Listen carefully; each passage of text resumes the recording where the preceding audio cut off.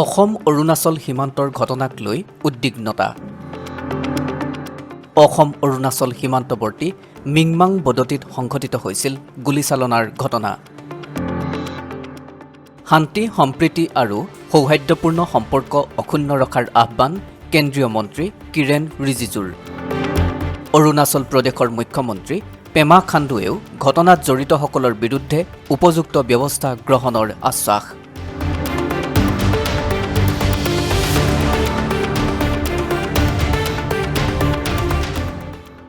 আমি অৰুণাচল আৰু অসমৰ MP সদায় মিলি জুলি থকা এই স্পিৰিট মেইনটেইন কৰি এতিয়া আমি অৰুণাচল অসম বৰ্ডাৰত অলপ প্ৰব্লেম যি হৈছে সেইটো লৈ আমি আলোচনা কৰিছে আৰু জইণ্টলি এপিল কৰিছে আমি যে অসম আৰু অৰুণাচল একেই হয়। অৰুণাচল অসম পৰা ওলোৱা ষ্টেট হয়। আমি সদায় এটা ব্ৰাদাৰ ছিষ্টাৰ স্পিৰিট হৈ কৰি থাকে।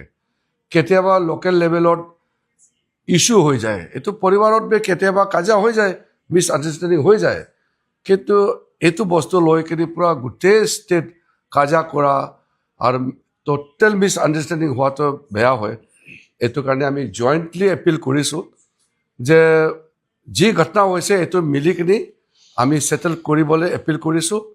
মই মুখ্যমন্ত্ৰী ডক্টৰ হিমন্ত বিশ্ব শৰ্মা ডাঙৰীয়া আৰু অৰুণাচল CM পেমা খাণ্ডু ডাঙৰীয়া দুইজনক মই কথা পাতিলোঁ।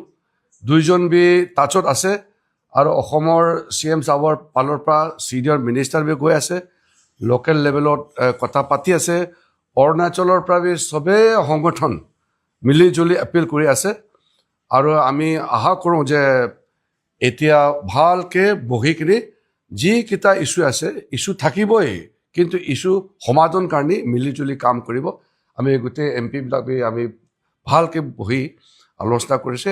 অলৱেজ ইউনাইটেড নৰ্থ ইষ্ট, আমি অৰুণাচল অসম ছেমে হয়, ওৱান ফেমিলি।